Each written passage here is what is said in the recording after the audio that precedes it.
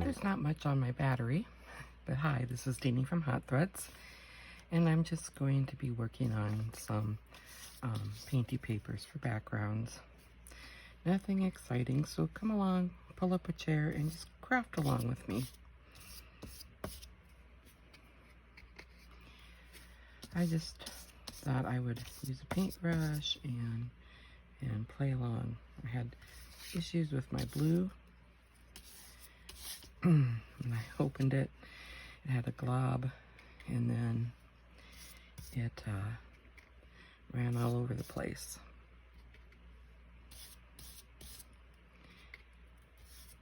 But I don't care. I just have glue. Yeah. I just have glue all over.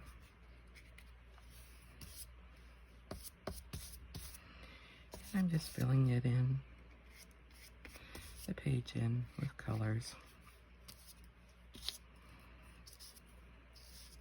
It's about 3 o'clock in the morning and I cannot sleep.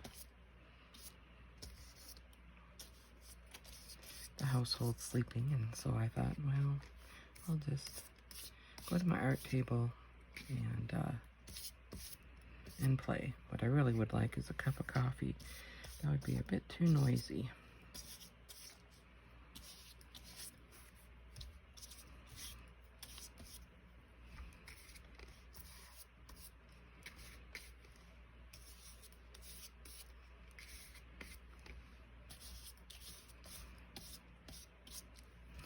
Our art studio is in the basement, my sister and I's, and this is my art table that I sit at, and she's using my great-grandmother's table, which I've had for quite a few years.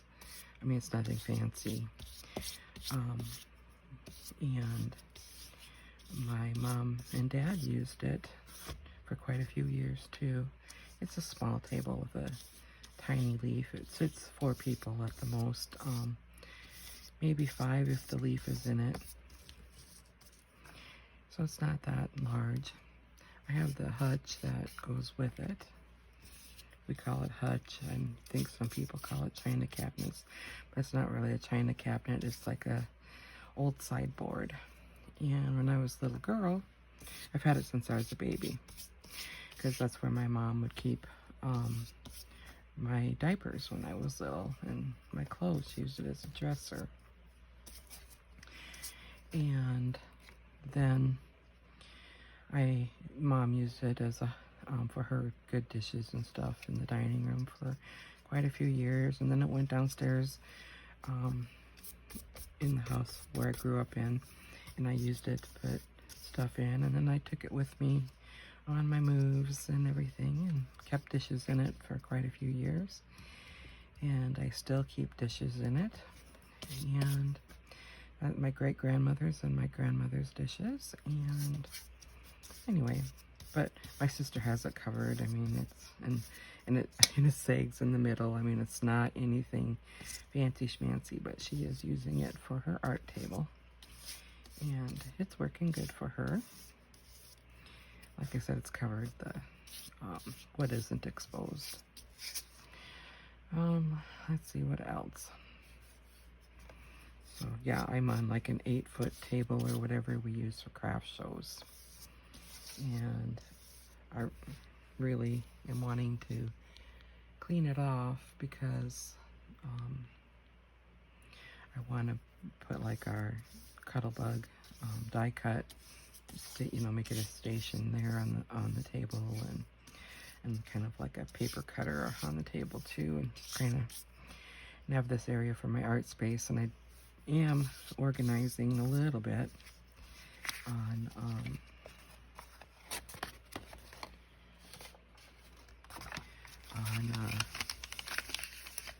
what am I trying to say? Oh, I bought a bunch of containers, little Starlight containers to Starlight to put some of my little things in, and yeah, it's going pretty good.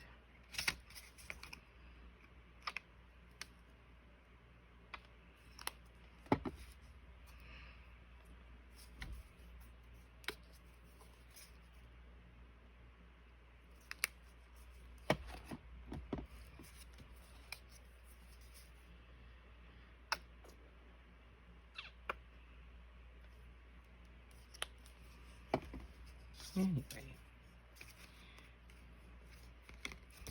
I've been having some fun just playing around, making a mess.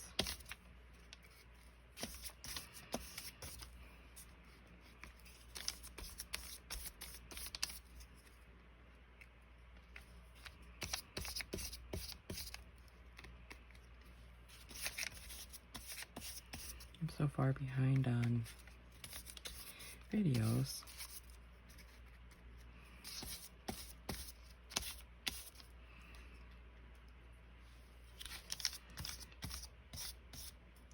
Watching my friends' videos and other people's videos.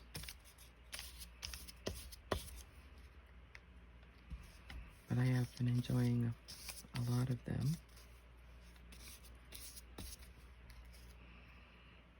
One of my friends, Linda's Mixed Up Mess, started a new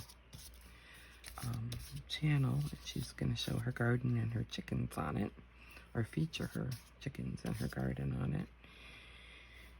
And it's called The Little Garden That Could.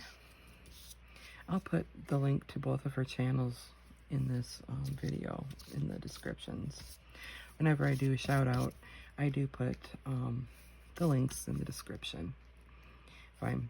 If I got an idea from somebody and I'm talking about it or whatever, so you can always find it there. And if you can't, you can always ask me and I'll send you the links. I don't mind. But I love chickens. I raised chickens when I was married and sold the eggs for pin money. But I had some top hat chickens, the chickens that look like they have a big fluff ball on the top of their head. A few Easter egg chickens where they had the fun eggs that were different colors. But mainly I had the Rhode Island Reds and, yeah, the white chickens just went right out of my head. Yeah, can't think. What are they called? But anyway, just your, the ones who produce a lot of eggs. We'd never let them roam free because there's too many hawks and, other dangers. We had raccoons and you name it. So they came out of there. We had a pretty big hen house too because we had quite a few hens. I don't know if I could say we had maybe 70, 80. I'm trying to remember now. But I got about 3 to 4 dozen a day, if not more, depending on, depending on the time of year. They lay more in the warmer months and not as much in the winter months. But we had a door, the little hinge door that they could go in and out of, and what it was a fence that the fence was underneath the gravel, or where they stood, so nothing could come underneath it. And then there was the fence went over the top of it too, so hawks couldn't swoop down on them. They had a pretty good run, so it wasn't like they were caught anywhere without exercise. They were so fun. We had roosters too. My ex-mother-in-law liked roosters. Had a mean rooster. It would just come attack you when you walked into there. You'd get that every once in a while, a really mean rooster. And when I complained about it, everybody thought it was so funny. They laughed, it's like I have scratches and ha ha ha. It's like, it's not funny. And you know, I kept complaining about it, that they needed to make it into soup or something. And then my niece, who was, she was 3, I think, maybe 3, went into the chicken coop, and the rooster attacked her and scratched up her back. And you know what happened? The rooster was gone. But, you know, that wouldn't have happened if they would have listened to me. You know, they thought I, you know, I was, you know, I came from the city. Haha, big city, Pierre, South Dakota. Woohoo. You know, I think there was maybe 10,000 people there at the time. So, I'm not a big city girl. And, you know, they were laughing about, you know, always being it's not a laughing matter when a child gets attacked. So anyway, yeah, I really loved chickens. It was fun. And we never, we let our chickens grow old even when they stopped laying. They got to live their life out in with the other chickens. We never did do anything with them. They gave us a good life, and they got rewarded with growing old. So, and you know, we never really had sick chickens ever. Every once in a while, you know, we'd give them some, you know, vitamins, and we grew oats at the time, so I would feed them oats. And and then we had oyster shells that were always available to them, so their shells would stay hard. They were well taken care of. They had water. One time, only once, when I was there, we had a weasel get in, and I won't explain to you what that was like, but we probably lost about 10 chickens. We figured out how it got in. They had repaired, you know, that chicken coop had been there. It was a century farm, you know, farm and ranch. It was a century old in 1986. So that family had been there for a long time, and the chicken coop has probably been there that long, and they had like pieces of tin on the side, and you know, you don't, you know, it's no fancy little backyard chicken coop house thing, you know, when you're doing it to feed your family. But anyway, or not back then, you know, chickens weren't the thing. But we, where was I going? Forgot what I was saying. See, I get confused. I'm so sorry. Bear with me. My mind gets so muddled. That's why I no longer can work. Let's see, what is it? What was I talking about? Oh, yeah. So what happened was the weasel they had a piece of tin, probably from an old tin can or whatever, and he had peeled it away and gotten in. So they fixed that, and we never had any other problems. Now they don't have chickens. You know, I had asked my son a while back, and he said, well, they no longer grow oats, because we had oats, because at the time my ex and I had pigs, and we would sell pigs too. You know, the cattle and pigs were the thing, and you know, they grew the oats for the pig food, because pigs were money back in the late 80s, early 90s. So anyway, without you know, growing your own oats and having a big oat bin, you know, a big steel bin full of oats, it was too expensive to buy chicken feed, which I can believe.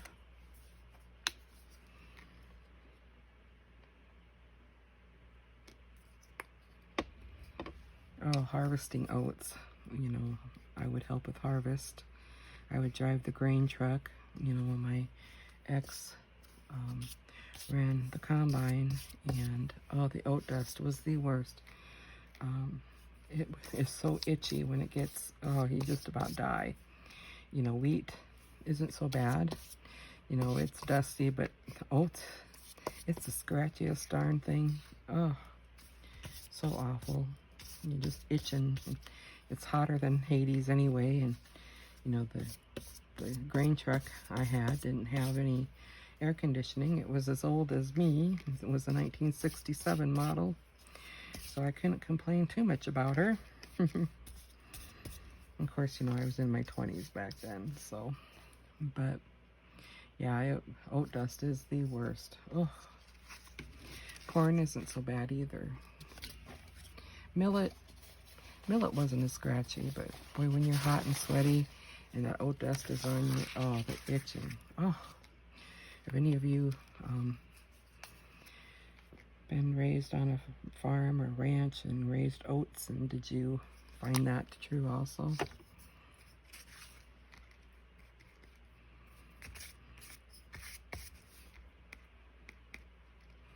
I follow some of the young farmers on YouTube because, you know, once you do it, it's interesting, and how they're doing it now with the GPS and whatnot is just wow. But you know, they're no longer, they're doing no-till drill, which is they don't till the ground anymore. They just they drill the seeds into the ground, so you're not tilling up the land and, you know, making a dusty mess, and you're keeping the ground intact. Anyway, I was just kind of looking at that, and they no longer cultivate either. Cultivating was when you would go, let's see, here's your row of corn right here, and then you'd have little, you'd have a row on the back of the tractor, and it would hoe the little shovel things. They were like this, and then they'd go on each side of the row of the corn, and it would hoe around the corn rows, and then you know, get rid of some of your weeds. But now they don't do that with all the fancy things. Things changed a lot in the last 30 some years. I was like, wow, and the tractors can drive themselves, and you can pay more attention to what you're doing. So that's kind of neat. So pretty soon they're not going to need anybody in the tractor. You just set the tractors free and go by themselves.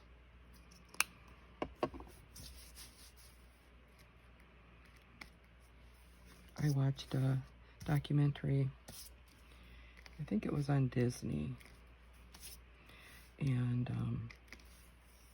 yeah, I got Disney. I didn't enjoy Netflix anymore, and they just didn't have things I was interested in. So Disney came with Hulu and some ESPN things, and it was kind of a bundle, and I get a lot more with that with less money. And well, anyway, they were showing, I was watching a documentary on AI, which is kind of scary. I could hardly watch the first one because it scared me to death. But it was talking about that doctors and nurses, and you know, a lot of people will be out of jobs in the next maybe 30, 40 years because everything's being automated. I mean, they're doing surgery robotically right now in a lot of places, and I'm like, oh, I don't know how comfortable I would feel about that. Just having a robot, I guess it's more accurate, but I don't know. Just kind of makes me a little queasy about it. This is almost empty. I'm gonna have to add water and use it up.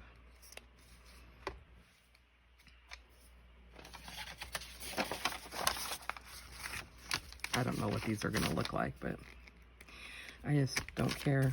And if it doesn't do it, if it doesn't turn out to be anything, I don't care, because I'm just trying to relax, slap some paint down, and enjoy the process. You don't have to go anywhere. Don't stress yourself out. If you're watching these videos, you know, don't stress yourself out and think you have to draw and paint or know what you're doing. You don't.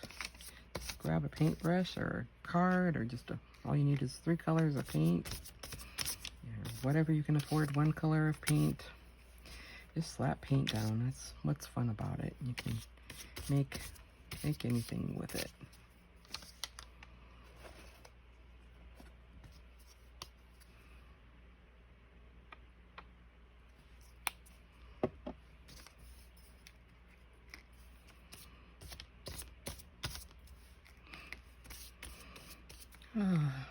I don't know if I talked about dinner or not, and if I have, I apologize, and if you're new, well, you'll hear a dinner story. Dinner was a goose. My ex-mother-in-law had probably about 4 or 5 geese. And, geese are awful. They're messy. Every time they hit any type of pavement, splat, you know, a bunch of it. That's for sure. But anyway, she had one that was meaner than mean, you know, just mean. And it would, you know, don't laugh, but I live in a cold area, and you have to have your car plugged in. You know, you have warmers to keep your car warm, so it'll start in the morning with the extreme cold temperatures. So if you're down in Florida and stuff, you probably don't know what I'm talking about. But so we plug our cars in. A block heater, that's what it's called. I was just trying to think of what it was. Came to my mind, I can't believe it. Anyway, it would chew the plug-in, you know, because it would stick out the front of the car, through the grill of the car, and it would chew the darn things off. And then it would attack you, you know, you'd walk by and it would, you know, slap you with its wings or come up and it would run towards you and bite you. We're just a mean little mother, I tell you. And I did not like it. One day, though, I was getting the eggs from the hen house, and the little bugger ran up and bit me right behind the knee in that soft part. Oh, that hurt like a mother. Anyway, the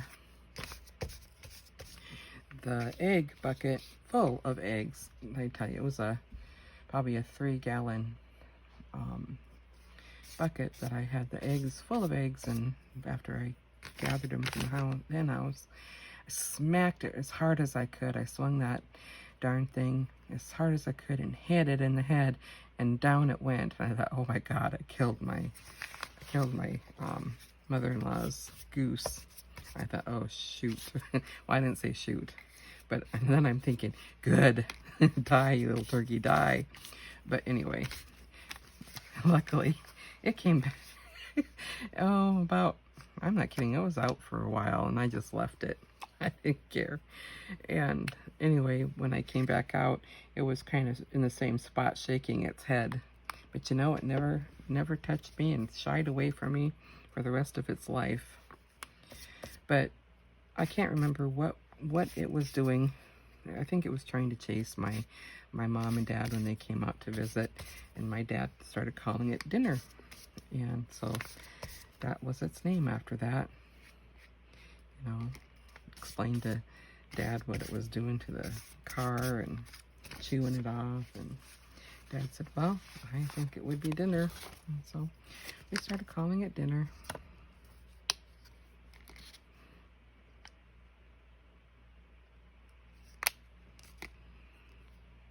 That's about, I mean, well, you know, cows will chase you over the fence and stuff like that when you're working with them. You know, and told you about the pig story, I think, when they knocked me off my feet. But, yeah.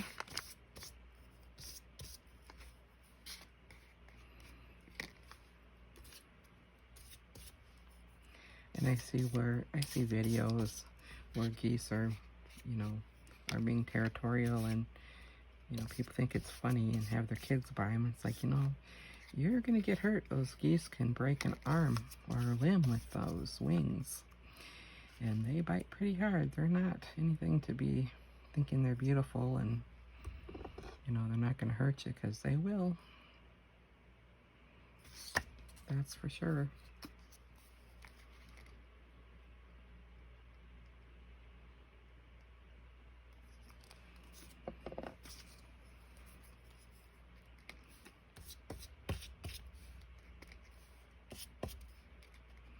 I haven't used a brush and done this in a long time.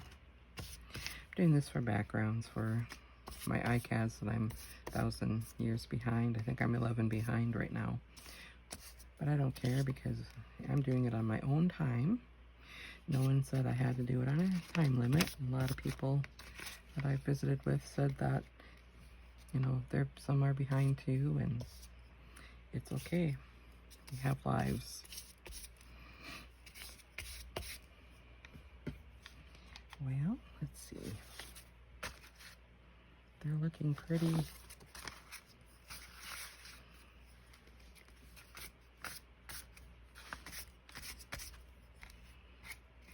Pretty filled up here. What are you guys working on? Are you working on anything fun? I know a lot of people that I follow and are following me are doing their iCads. And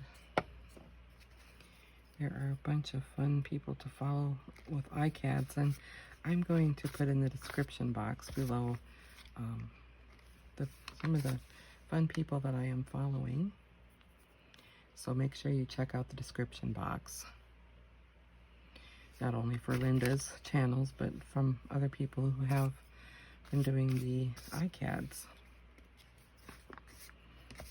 I enjoy Gina. She has some really neat ideas and her own stencils, and I sit there with my mouth open watching Gina's. And Diane has done some really wonderful cards too, and she's been doing some glue booking, and she does some wonderful things with her glue books. I kind of enjoy Diane because she talks about her thought process. She talks it out, and it's kind of neat to see how others think out how they're doing their thought processes with what they're doing. Me, there's no thought process. I just basically go by the seat of my pants. But I needed some backgrounds, and it's so much easier to do them ahead of time and glue the cards onto them. And these may end up being ATC backgrounds too. But I just use the art supplies that come with the packages, and I enjoy that. Now let's see if I can separate these so they don't stick together. Let them dry. Let them dry. So it's showing low battery, so I'm going to let you go for now, and I will talk to you later. Bye.